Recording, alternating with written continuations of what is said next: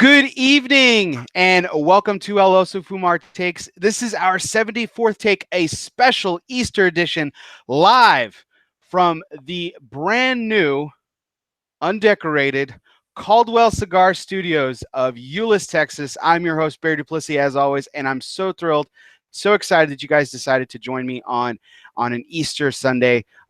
It is a fantastic honor to be with you guys and gals all today, and I'm really excited to have my guest who agreed to be on and be apart from his family for at least this moment in the evening. I really appreciate him, and I'll get to introducing him in a second. But I do want to take a special moment to recognize our sponsors. This show is sponsored, of course, by Drew Estate. Drew Estate has recently released their seasonal release of the Flying Pigs. So the Flying Pigs Vitola, including the Liga Privada number 9 and T52, Undercrown Maduro, Shade, and Sungrown, as well as the Kentucky Fire Cured, have now been shipped to your favorite retailers. The Flying Pig is one of the most desired Vitolas in the company's portfolio, presented in that unique 100 millimeter by 60 ring gauge, and it's a favorite amongst cigar enthusiasts worldwide. And we really appreciate you guys tuning in and watching us on YouTube. But if you are listening to us wherever you listen to podcasts, whether that be Apple Podcasts, Google Play, Spotify, Podbeam, or wherever podcasts are played, you are listening to us exclusively because of Cornelius and Anthony Cigars. Cornelius and Anthony Cigars is steeped in tobacco tradition for over 150 years. The Bailey family has been a part of America's tobacco heritage, passionately caring for the land they cultivate in Keysville, Virginia. Cornelius and Anthony's devotion to the finest grown tobacco and foremost aspects of craftsmanship allows us to introduce the most exquisite cigars to the market. They invite you to enjoy their portfolio of premium hand-rolled cigars and experience their dedication to producing an exceptional product. So we really appreciate Drew Estate, Caldwell Cigars, and of course, Cornelius and Anthony Premium Cigars for sponsoring tonight's show. And without further ado, I'm so excited to welcome in our guest, someone who I've wanted to talk to. I've been really interested in talking to. I had the pleasure of meeting at this last year's IPCPR, but I've been wanting to get him on a show because I wanted to talk about some of the questions that we actually talked about that day that we met on the show floor. So without further ado, for a special Easter edition of El Oso Fumar Takes, I am pleased to welcome Carson Serino of Serino Cigar Company. Carson, how you doing tonight?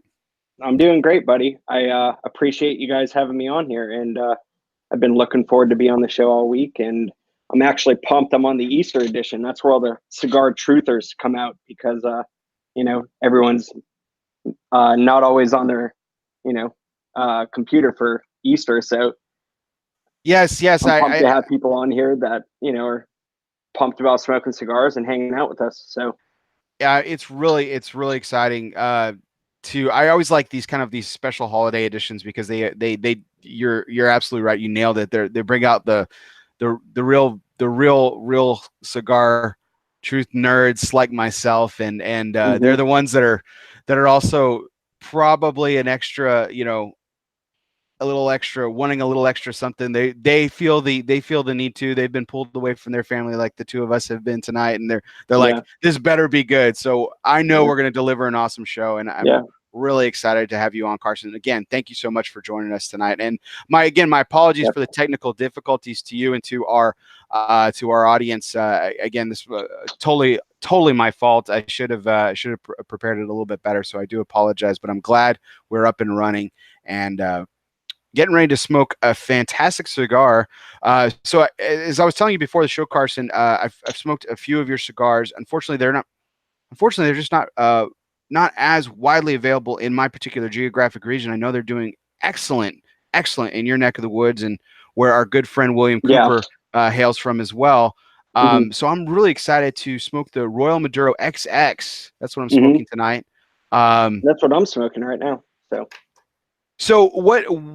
So I'm guessing this is the perfect time of night to smoke this particular cigar. A little bit later in the day, after you've had a few cigars.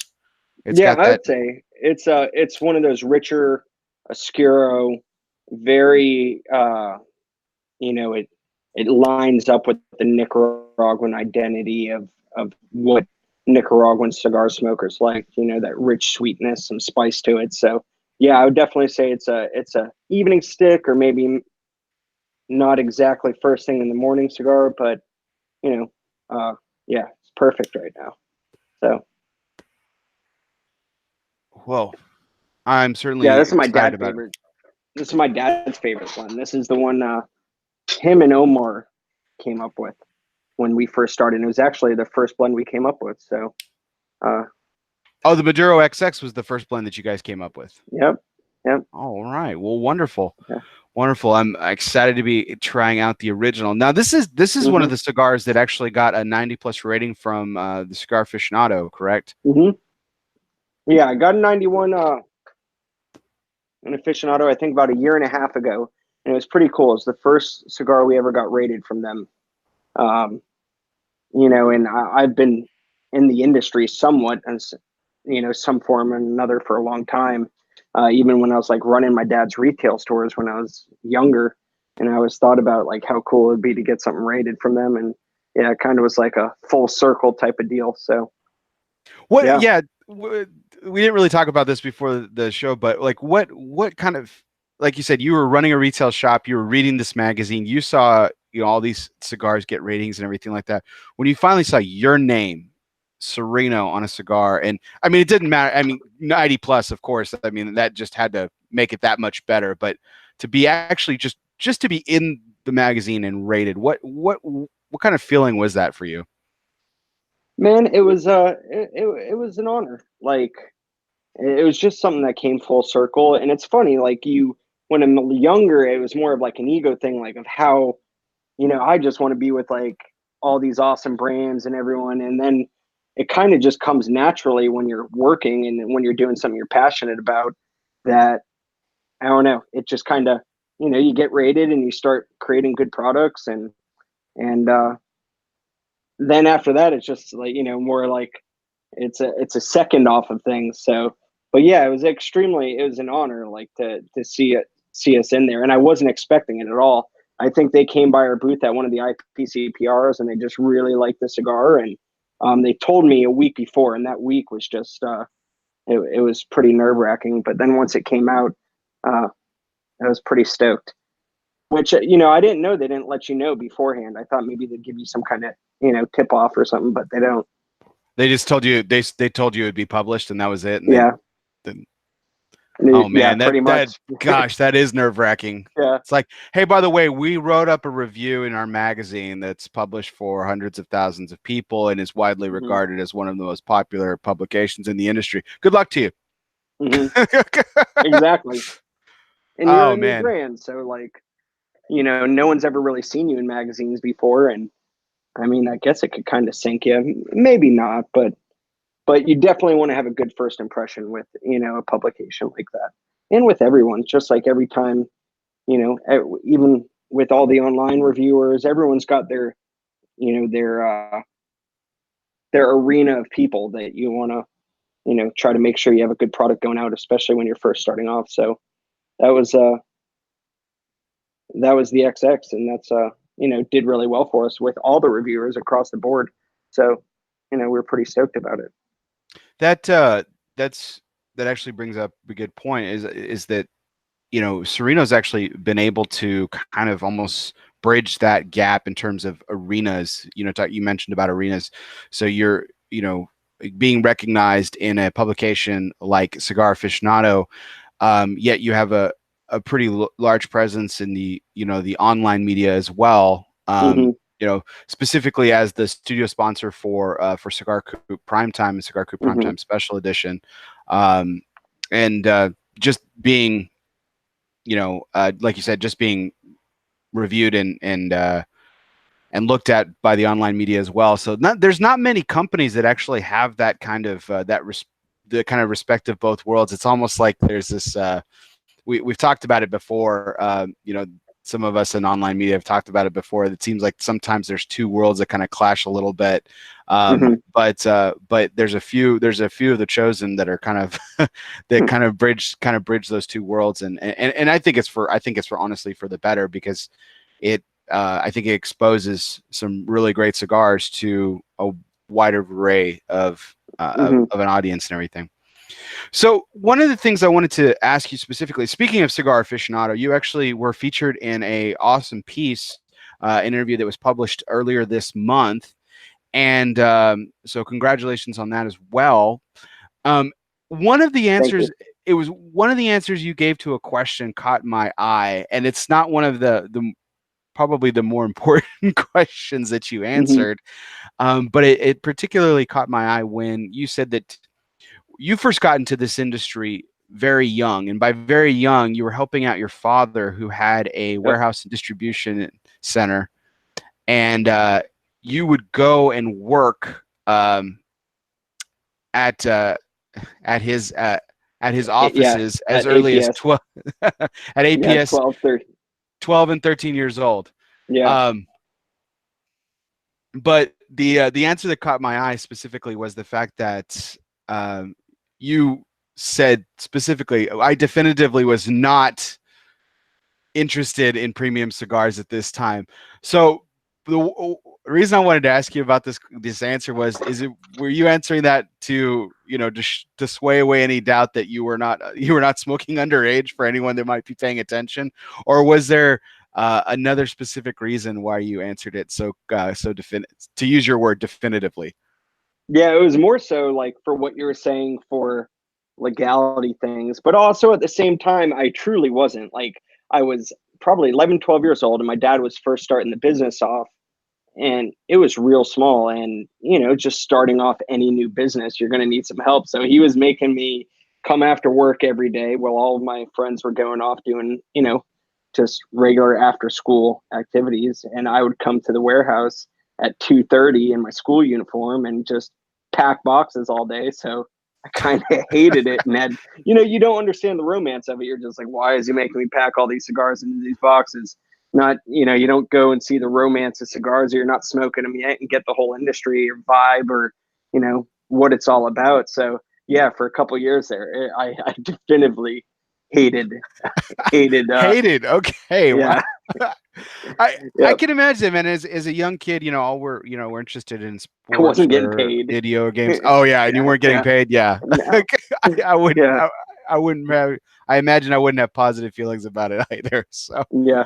So fast forward years later. Now you're involved in the business. In fact, you're taking it to levels that it was probably wasn't even a twinkle in the eye at that point in your dad's vision. Maybe it was, but you're now at the forefront of the level that it's going to and everything. You know, Yeah. he's not here today, but what do you Hmm. think your father thinks about that, considering where it started? I mean, yeah, we've come a long way, and we've been doing this. He's been doing it for like 23 years, and there's been a lot of highs and lows for sure. Um, but I know creating a premium brand was always his dream. It was just that when he first started off, he started off without many connections. It was more just, some kind of hearing of people during the boom that made cigars. And during the boom, not anyone really got high quality cigars unless you were a family that was, pedigreed and had tons of lineage to you, and, had your whole were vertically integrated and were making your own product. So we started off as more of a middle valued kind of like house blend brand. And I know his dream was always to make a premium line.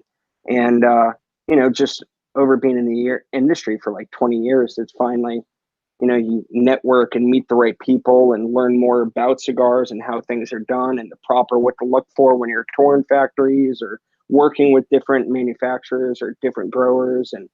And yeah, so it's been a long time coming, and it just happened to work out that when I was coming out of school, and I that this project, the whole Serino Cigar Company, and everyone we started knowing, were like, hey, we could do this. We could, make our own very high end premium brand and do it upright. And yeah, he's pumped. He's happier now than I've seen him in a long time. So especially that he sees we both have something we enjoy together, and that means a lot to both of us. So yeah, I I don't know if that quite answered the No, question, but absolutely. but Absolutely. yeah, he's stoked. And I started to like cigars, to get from when I definitively hated it. So in high school, he opened up on the. We had two bays. We had one side was our APS, and we were just still pretty small at that time. And the other side, he opened up a place called My Cigar Club, which was a retail store, and that's where I started smoking my first cigars. I was probably 15, freshman year of high school, maybe. Yeah, that sounds about right. And yeah, instead of working in the packing room, I was pumped because I was working the register now. I There was you go. cashiering, and you're in the retail end of it. You get to meet like, and it was more of a personal thing and meeting people and learning what cigars was all about than being in a overheated packing room and kind of um, running the warehouse. So it was during that time that I started getting into cigars, and then I made my major at school and realized when I got out I wanted to get into it. So yeah, that's kind of the whole where I came from, and how I ended up to where we're at now. I don't think I've ever met anyone that like worked in a warehouse for a living that like or and actually eventually got out that Hmm. doesn't look back on that time in their life and like not just hate themselves. Yeah, um, just it's usually unless you're blessed with like air conditioning and stuff. I mean, it's yeah. just I'm sure it's just not it's the most thankless task ever, but it's essential, Well, I obviously. think I would So have been cool about it. I just wasn't even getting paid or anything. So straight yeah, family labor. I mean, that's why I'm yeah, excited for when my son gets old enough. He can start cutting the grass. yeah, I'm thinking small potatoes. Maybe I need to really put him to work like your dad with you. yeah. Um, but so the one of one of the things that's interesting to me though is that you guys do come from an unconventional background, Yeah. um, and but it's you still are a second generation Hmm. into the premium cigar industry. So I asked you about your dad a moment ago. What was important to you, or was carrying the second generation torch? Does that lean really heavily on your shoulders, and why is it important to you if it is? Um, yeah, it definitely is. You want to always like. I think what's important to us is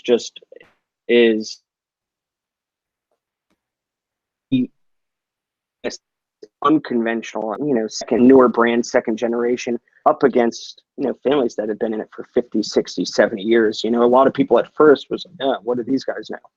But, we've been around long enough and we met enough people that we know the product, the type of cigar, the quality that we wanted to press forward. And I think that's the biggest thing to us is to get across to people that, hey, we've been doing this a long time. We certainly know what we're doing. We know what we're after, and trying to win over people with the quality of the product, and, your blends of that. You're not a fifth, sixth generation cigar maker, but you still have the know-how and the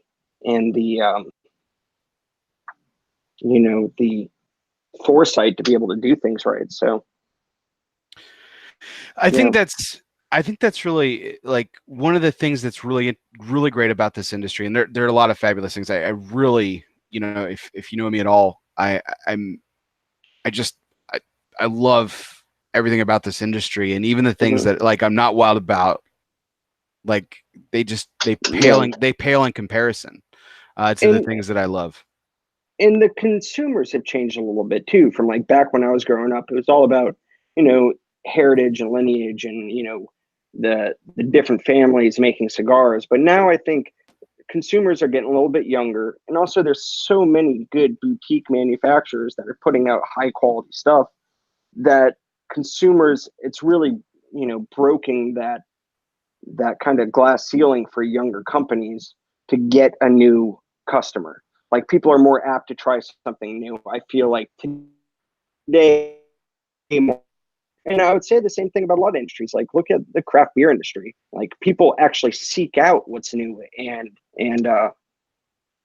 you know, happening. So I think we're in a good time. We're positioned well to, kind of do what we want to be doing.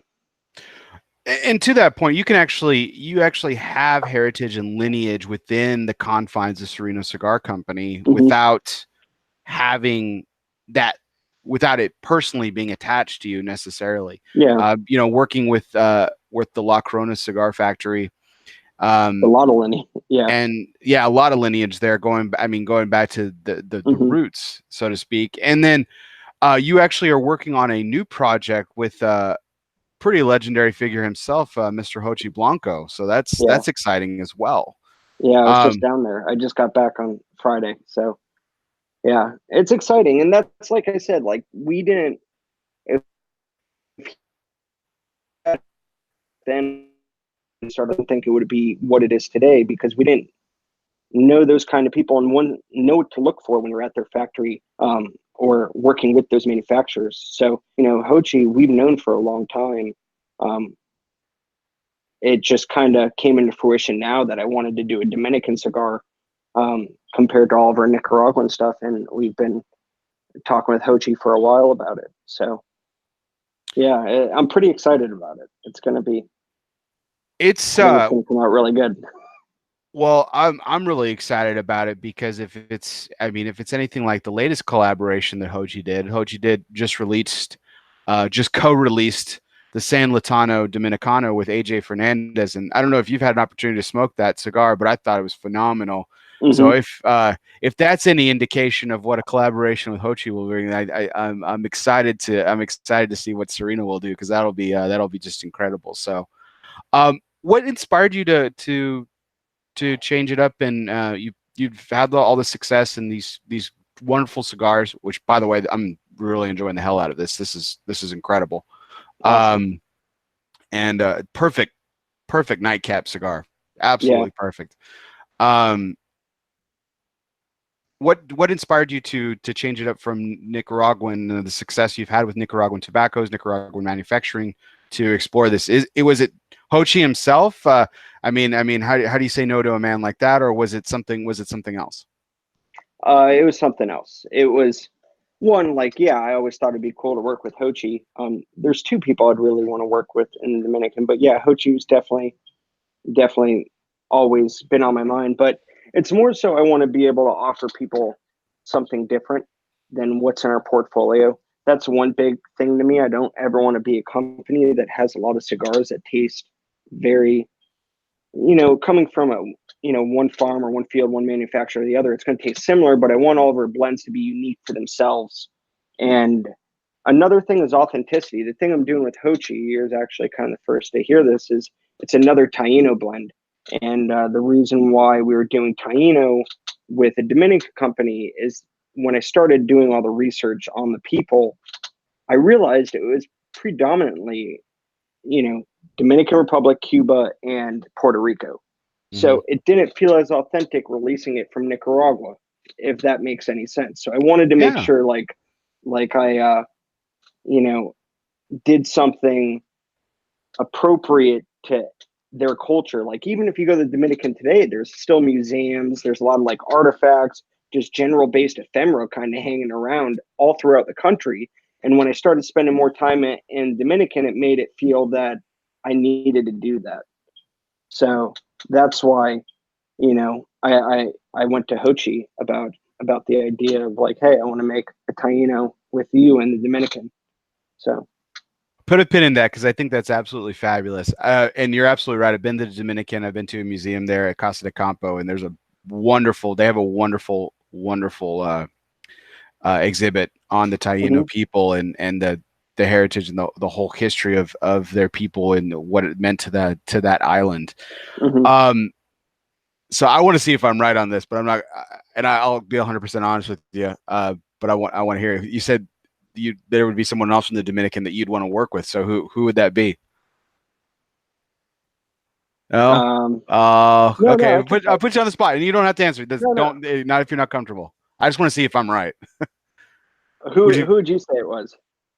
Well, because of your father's background, that he was around during the boom time, and all the amazing work that he did during that time, I'm thinking Jose Sejas, Matilda, but that's just me. That was my. My dad knows him, but no, that's not. It's more of a personal connection I have with that person. Oh, okay, okay. But yeah, um, yeah, that would be cool too. All those guys. There's a lot of really great Dominican cigar manufacturers. It's kind of hard to say that I only want to do it with those people, because if anyone Of came to course, me no, about like yeah, a project, I'd be super stoked about it. Um, yeah. There's so many amazing people in this industry. If they said, "Hey, yeah, were you interested in doing a project?" You're definitely you're picking up that phone, and you're absolutely taking yeah, that phone call. yeah. So go back to that. Um, I think that's and not to sound melodramatic or over the top about it, but I think that's beautiful that Hmm. you wanted to stay true and authentic, and so that's why you wanted to take this project, the second iteration of this project, of the Tayano to the Dominican Republic, um, and what a great person to work with while you're there. So what have you noticed Yep. differently between the two countries? Not necessarily the two factories or the men themselves, but what have you noticed about cigar production in the two countries that you've really enjoyed? Between Nicaragua and the Dominican Republic. Yes, sir. Um, I think they both make incredible cigars. And when you're making cigars in each country, I think you should lean into what they do best. You know, Mm-hmm. um, I I don't know. It's really hard to compare both of them, because I love both Dominican and Nicaraguan cigars. So I'd say with Dominican cigars, you have two kind of styles. You have that really like restrained back, light, nuanced cigar. I don't know, maybe think like PG, Avo does that, or you Mm-hmm. have just like a total just flavor, like uh, like LFD, Hochi cigars. I think there's like two dichotomies of of Dominican cigars. Um, and then I think Nicaraguan cigars are a little more straightforward. You're going to get some power behind it.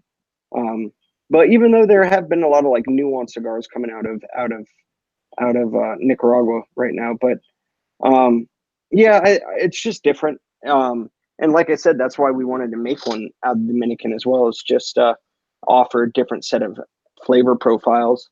But in terms of culture, like cigar culture, I mean, I've got a lot of love for both of them, so it's kind of hard to like pick a favorite. If Oh that's no, I'm not asking that. Yeah, I just no, meant like but the two favorite things about each country distinctly. I'm glad you said that because I 100% agree with you about that. They you can say that they're competing countries for this premium cigar industry, but mm-hmm, they're they're not at the same time. As you kind of described. They produce, while it is essentially the same product, they produce a cigar. They have very distinct identities in the they do. tobaccos that they use, Mm-hmm, and the typical palette that you see consistently from both countries is different.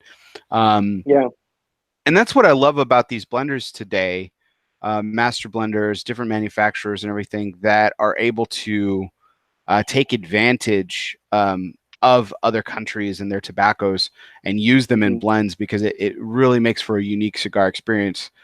So I'm really stoked about this collaboration with Hochi and what you're taking your knowledge from working in Nicaragua the last few years and bringing that over to the Dominican. Man, I think it's just going to be stellar. I'm really jazzed for that. I'm really excited. yeah, yeah. So Me too. Um, yeah, like I said, I love both. Man, I just love good cigars and good tobacco. So um, I'm excited to be able to work with this, moving forward and seeing where it takes us and seeing how people respond to it. Especially, it's going to be interesting because it's going to be different, a lot different than what we've put out lately. And that's just, the nature of who's behind it and the tobacco that we're using.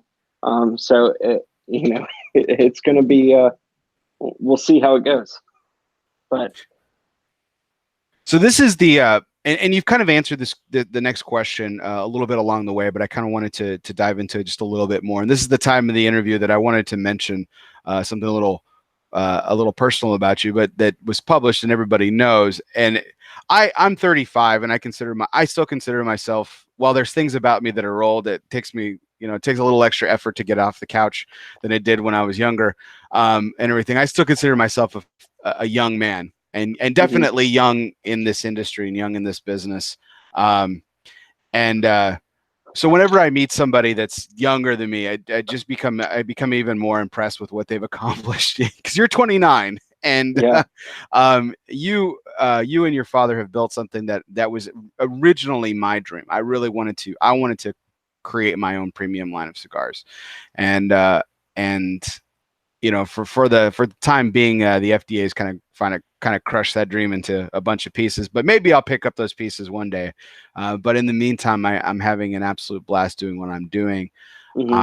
At such a young age, and again, since you or your family came to cigars in such a non-traditional manner, yet you've chose to specifically honor a lot of the heritage that this industry is so proud of. Why was it and again, you've kind of answered this along the way, but why was it so important for you to honor the industry the way that you all do? Because it's a beautiful industry and there's just a lot of tradition to it. And I think, we try to create our own identity with it, with the cigars we make, but also you want to adhere to tradition. It's been done so long been done the way it's been for such a long time because, it works. And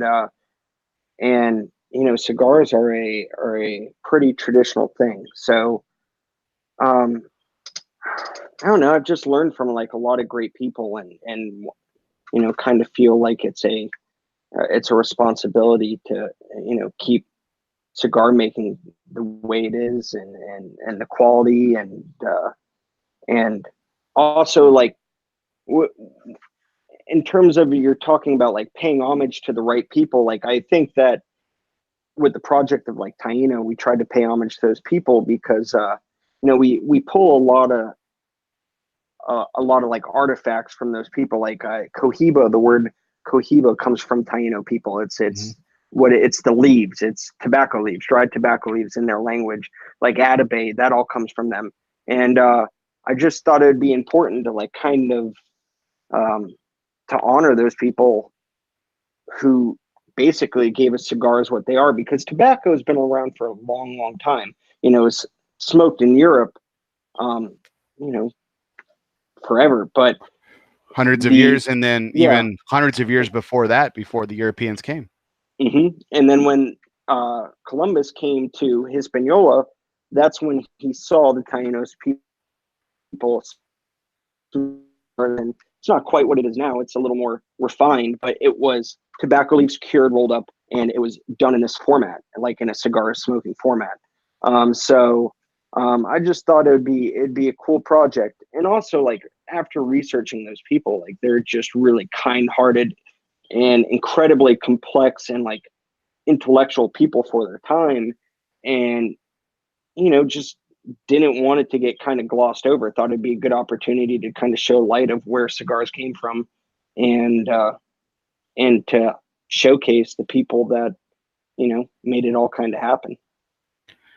The thing that I found fascinating, I think you just nailed it too. The thing I find fascinating about the Taino people and the smoking experience, as it was described, and how they did it with the Cohiba and everything, was a very community oriented exercise.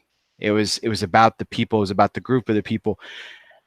And so my joke, but it's not really a joke because it's 100% serious. They not only created the cigar, they invented the cigar lounge. Yeah, and the cigar lounge culture. And also, like, in today's, there's people who aren't in the industry have such like a negative viewpoint about cigars. Like, to them it was very reverent, it was very like spiritual, and they didn't smoke cigars all the time. When they did, it was something that they did like with friends and family, and ritual traditions. So I always thought that was a cool concept because that's how I feel about cigars. I think it's something that brings me closer with people, that brings me closer with family, or something I like to do when to relax, to get away from it all. So I thought that was it was just when I was researching and learning more about their culture, I just thought it'd be a good brand, good, have a good backstory, have some substance to it. And I love the fact that you find it to be your responsibility. I think that's something to be really commended. I think that I think a lot of people in this industry accept responsibility for things that an outsider looking in would think is perhaps maybe you know over the top or not necessary, but you and like many others in this industry find it your responsibility to do these actions. While it might be simple and everything, tribute is something that's at the core of this industry and entirely and everything. So Mm-hmm. I love hearing that you find it to be your responsibility. That's something to be absolutely respected and commended. Mm-hmm. So I asked my next question. I asked for a contribution from our mutually good friend William Cooper, who's known you for a while, and Okay. um, as we mentioned earlier, you have the studio sponsorship for his show Cigar Coop Primetime and Cigar Coop Primetime Special Edition, and so Super you've thankful worked. to Coop for letting us do that. Yeah. And so I wanted to ask him something, and in turn ask you something as well, because I said, how long have you known Carson Serino and worked with him, and what would you say is your favorite quality about him? And he answered it this way. He said, I've known him for about 3 years, and it's actually a really great story because he actually brought you. You guys got into a sponsorship agreement when he was with a previous entity, Mm-hmm. and he offered you 100% refund and said, "Hey, I'm not going to be doing this anymore. I'm going to be doing something else." He offered to refund you 100% of your money, but you opted to stick with him, and Mm-hmm. he said that he's entirely loyal to you, and because he thinks that you've become and his favorite quality is that you've been a real student of all facets of the cigar business. We've talked Yeah. about distribution, and that's how this all got started. We've talked about production tonight, and that you are no nonsense and a no BS person too. And so That's that was his awesome. answer. So Yeah. my question to you is, I think we can both agree because of our personal relationships with Coop that he's a well respected person in this industry. Mm-hmm. So if I I love were to Coop. ask, so if I were to ask you the question, what would you want? Which quality, which personal quality of you would you want other well respected members of this industry to look at you? Is it something would would you like everyone to look at you the same way that Coop does? Would you like people to look at you somewhat differently, or maybe a combination of the two? Um, I mean, that was really awesome what Coop said about me. Like, I'm pretty, I feel pretty honored about that. And yeah, I don't know. I think that's a good way to put it. Like, just a student. Like, I just always want to be learning and more so improving. Um, like, I want to make the perfect cigar, but you really never want to because you always want to keep, being better and making every cigar you make better than the next, or always improving somewhere, even if it's in terms of quality or branding. Um, yeah, so just kind of always be the student in this industry, and also just be a good dude to work with. Like, take care of the people that you work with. Same thing with Coop. Like, I saw he was very honest with me about where everything was at with his company, but I could tell that he genuinely, it wasn't just about money. Like, he smoked our cigars, he liked them, and he took genuine interest in our company, and that went a long way with me. So like, I could just tell he was a very good person and like knew what he was doing. So him having kind of, I wouldn't say a rocky start, but a not a clear identity in the beginning of what he was doing, like that didn't matter to me because I felt trusted with him as a person. So yeah, just like work with good people and have people say same thing about me. Like he's a good person to work with. Like from a retailer perspective, like I enjoy working with Carson and people like Omar and Lewis and the whole family at the factory. Like when he comes here, he like wants to learn and he cares about the cigars he's making. And I would say those two things. So what Coop said. Uh, I don't know, made me feel really good. Made me pretty honored by that. So yeah, so that was pretty cool. I've told this to our listeners and our audience before. Is a lot of times I tell my guests what we'd be discussing the night before because I don't like to. I try not to. I really don't want to put anyone on the spot, and I don't like to catch anyone in a corner, and so or anything like that. So, but I specifically told you I was like, I'm not going to tell you his answer. It was positive. I prepped you that much, but I wanted to get your take on what you wanted other folks to see in you as well, or what you desired out of other well-respected people in the industry. So, yeah, but I know it's hard. It's hard for me to talk about myself, man. Like that's I don't know. I just like I don't know. I care about quality and being a good dude. So like being a good person to other people. So I would say those are the two things. I think that's something that I think that for a lot of people, and there are there are a lot of egos in this industry. There in an indie industry, and yeah, anything. But I think that's a quality of about most people. At the end of the day, most people really, while they're fit. I will always say that everyone's favorite subject is themselves. That's an old salesman bit. That at the end of the day, there's still something inherently unnatural about talking about yourself. Yeah. But I think that is something that I would to put myself on this with the same question. And I just thought about this myself. If you would actually flip the how would you answer it? Yeah, I was gonna say if you flip the question on me, I think I would want to be known the same way because that is something that I love about this industry is I'm always learning something. I do know quite a bit. And but my favorite phrase sometimes is when I'm talking about amazing people in this industry, like one of the guys you're partnering with, Hochi. He's probably forgotten more about tobacco than I'll ever learn.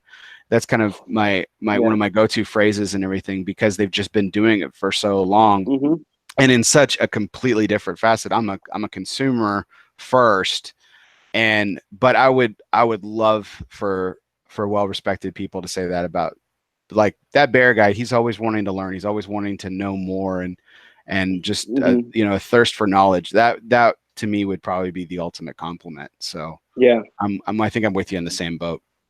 But so Carson, again, I can't thank you enough for absolutely joining me tonight on Easter Sunday. Being away from family, especially when you were gone away from them for quite some time with your most recent trip down to the Dominican. I can't thank you enough. I do have one last question for you. It's our curveball segment. So this one's a little bit more fun. I told you I was going to tell you a really just bizarre story. So you you were a Florida State alum. You were a Seminole. And Florida State, I went to TCU, as a lot of our listeners know, and loved my time there and everything. And that eventually became my dream school. But when I was 12 years old, when you were working on a factory floor, packaging cigars and everything, but when I was that age, my dream, I had this very well thought out and conceived dream of what my life was going to be. I was going to attend Florida State University. I was going to play baseball for Florida State. I was going to get drafted by the Boston Red Sox, and I was going to play professional baseball for 10 years. Okay. And I had enough common sense to know that I probably wasn't going to be I was not going to be a Hall of Fame baseball player or anything like that, mostly because I just knew I probably was never going to be that good. But that was my plan. I was going to get drafted by the Boston Red Sox, play 10 years in the majors, and then I was going to leave. And because at that point in my life where I figured have played 10 years in the major would be about the time where the last year, the last age that I could actually go into the military. And I was going to go into the military and become a judge advocate general attorney, and I was going to be a lawyer in the judge advocate general corps, and that's how that was going to be my life. Professional baseball player, judge advocate general attorney, and then who knows what after that. But that was my very specific life plan at the age of 12 and 13. When you were working hard, when you were actually working hard, I was dreaming about working hard. So uh, so my curveball question to you is, when you were that age, packaging cigars, sweating your tail off in a warehouse, and having, again, to use your words, definitively no interest in premium cigars, what did Carson Serino want to do at that time? I wanted to be a professional ice hockey player. I played ice hockey growing up, and the Florida Panthers just got Pavel Bure, who was the Russian Rocket. He was incredible. And I played ice hockey all the way till I was like 18 years old. So yeah, that was probably it. That, and if that didn't work out, I wanted to be a sports agent. So yeah, I would say either of those two, I would have been pretty pumped. But I'm pretty pumped where I am now. Things changed. But ice hockey or professional sports agent. So the follow-up, if I told you at that time in your life when you definitively did not want to have any interest in the premium cigar industry, I said, Carson, when you're 29, you're going to be the vice president of a premium cigar company. What would you have said to me? I probably would have told you you're crazy. But there was no way it was going to happen. Just absolutely not in the cards. It's interesting to me, like, what, in a how long life is, but how short at the same time. Because we are talking about less than 20 years. Yeah. And how much has changed in that length of time, but how yet seemingly short it's been as well. That's always as I, get a little philosophical here at the end of our take here. It's always one thing that fascinates me about life is, my mother-in-law was actually talking today about some shows that are getting canceled and some that are getting continued. And one of the shows that is getting renewed is Grey's Anatomy, which was on when I was in college. Yeah. And that just seems like such a long time ago. And I was like, man, that's got to be in its like 21st season. It's so ridiculous. And I looked it up, and it's only 15 seasons long, which is still hell of a long time. But yeah, it's only been 15 years, and so much has changed in that time. I still hate the show. Still don't watch it. But so much else in my life hasn't changed. But so much else has changed, and it's incredible to me what we're able to do with the short amount of time that we're given. And you and your father are certainly doing the most with your time by creating amazing cigars. The finish on this Royal XX Maduro is even better than the way it started. I am really enjoying this cigar. Yeah. Very well done. Thank you so much for the opportunity to smoke this with you. Yeah. Definitely. And it's been a good thank time. you so much for joining us today. Really appreciate it. Yeah. No, I've always wanted to be on your show. So like when you reached out to me about it, I was pretty stoked. I see it all the time. I don't get to watch every one, but like, I channel in time to time, and I think you, Coop, all you guys do a great job. And it's people like you that, like, your show that helps our brand and help people, be able to connect to it. It's not just something in a magazine or something on a store shelf. So like everything you do, me and my dad were all very appreciative for it. So like, helping us, having us on there, and being able to kind of let people know who we are and communicate what we're about. And yeah, so likewise, the appreciation. Thank you so much. Mutual. That means that's very humbling, Carson. Thank you. Yeah. That means so much to me. And I, again, can't thank you enough for your time this evening. Definitely.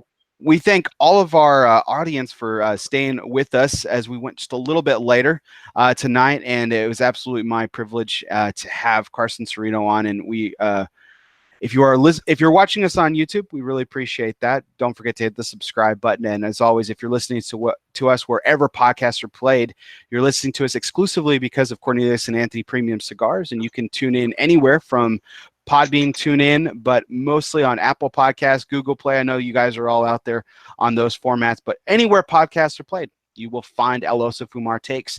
And again, want to thank our newest sponsor who will be sponsoring our studio, Caldwell Cigar Company, which was created in 2014 with a very simple agenda to create special cigars using well-aged rare tobaccos and to enjoy the hell out of what they do.